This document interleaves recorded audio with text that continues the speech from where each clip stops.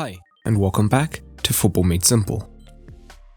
A serious win for Fernando Santos's Portugal as they galloped to a 6-1 win in the round of 16 against Switzerland, thanks to Gonzalo Ramos' hat-trick, Pepe, Raf Guerreiro and Raf Leao, with Manuel Akanji scoring the consolation for Switzerland. The XG indicated it was a finishing clinic from the Portuguese.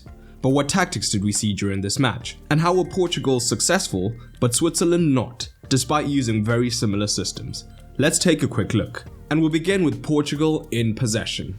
And when Portugal were on the ball, Switzerland defended in a mid-block. And Switzerland's defensive shape could vary between a 4-2-3-1, but more commonly they opted for back three defensive shapes. And that was with Rodriguez tucking into left centre-back, Fernandes to right wing-back and Vargas as the left wing-back. Whilst the midfield could shift between being more of a genuine flat 3, with Shaqiri and Embolo being the front two, or a 2 and a 1 with the attacking midfielder looking to tie up a midfielder. And because Switzerland would have had a 2 versus 2 against the centre-back in these situations, Carvalho often dropped deep to be the third centre-back, so that they always had that 3 versus 2 advantage, converting Dalot and Guerreiro into wing-backs, and they were quite aggressive, pushing high and wide as early as they could for the most part, which would then allow Fernandes and João Felix off the left-hand side to operate more as free 8s. And when Carvalho dropped deep, he tended to take a midfielder with him, with Bernardo Silva and Otavio being the double pivot left behind.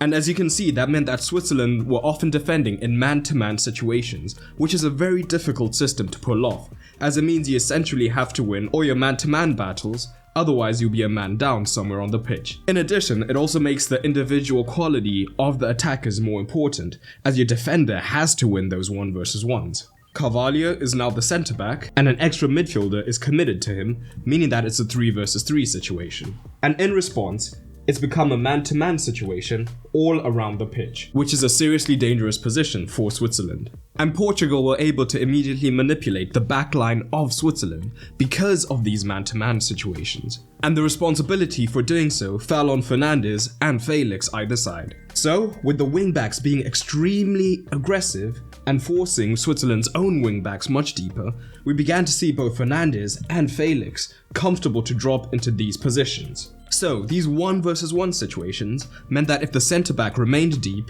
the free 8 would be able to get on the ball. And on the right-hand side, with this space, Fernandes could use his passing ability, but on the left-hand side, with this space, Felix could use his dribbling ability to get on the ball and have momentum and a run on the centre-backs as he advanced.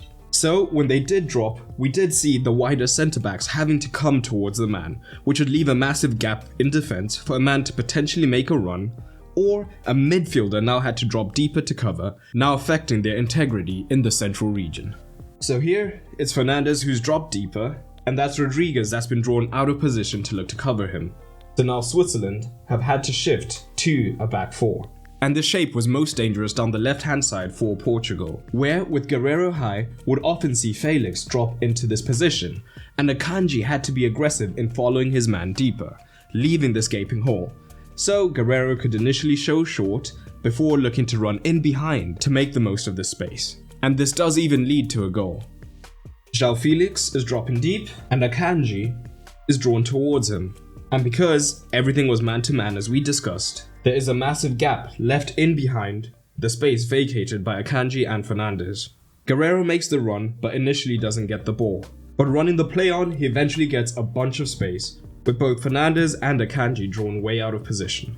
And we see it once again in the build-up here, with the Portuguese man dropping deep, drawing the wing back towards him. Akanji is then in a man-to-man situation, and when he doesn't win the ball, Guerreiro has acres of space to attack behind both Fernandes and Akanji, eventually leading to the ball being played through to him and an outstanding finish. But the interesting thing is that Switzerland used a similar system in possession, so how did Portugal manage to avoid the same pitfalls? For the most part, Switzerland built up with a back 3, with Rodriguez being the left centre-back and Vargas and Fernandes being extremely aggressive as the wing-backs. This then allowed Embolo to be the man up front, often joined by another man in the left half space. So their shape was basically a 3-2-5, much like Portugal. A back 3, a rough double pivot, followed by a front 5 higher up. But where we saw Switzerland, when defending, shifting to a back 5, making everything man-to-man, Portugal stuck with their back 4 and accepted that there would be a man down in the back line, and instead looked to defend in a 4-2-3-1. That often looked like this. And at times, Switzerland would drop Xhaka in during the build-up, and that would be the opportunity for Silva to man-mark him. But the role of the wingers was also important, as they didn't stay out wide, and instead looked to close down the wider centre-backs, creating somewhat of a front 3. So knowing that they were a man down in the backline, they looked to effectively make the pitch smaller. And this was by first applying pressure onto the centre-backs so that they couldn't play tougher progressive passes through the centre, and instead the easy outlet was often to the wing-back. But in these situations, the full-back would have time to easily come across to cover, backed up by the rest of the back 4. So here we see just that, with Silva looking to tie up Xhaka, and Felix as well as Fernandes pressing the wider centre-backs. This press is the trigger for Dalot to go and press his man out wide. So effectively Switzerland are being forced towards one side of the pitch.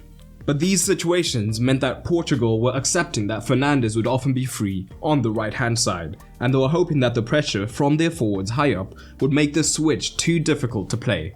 However, there were still several times where Switzerland were able to enact the switch to Fernandes and he got into quite dangerous positions, but just couldn't make it count. So here you see a similar situation with Portugal using a man-to-man press higher up. And we see Fernandes is free on the near side but is not found. And on the transition, having their wingers central rather than back deep looking to defend, Portugal looked much more dangerous as they would immediately look for passes in behind the wingbacks, and they got into some good positions in this manner.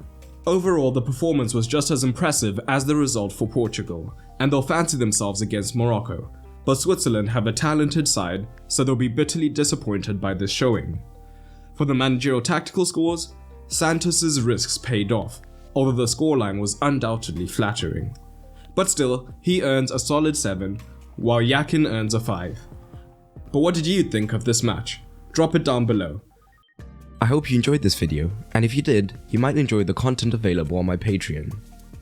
Not only does Patreon help to support the continued production of content, as I am a one-man team, but it also gives you early access to videos that will come on the channel.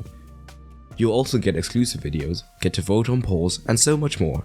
And it's cheaper than ever, no longer having a tier system, so everyone on the Patreon gets access to all the content.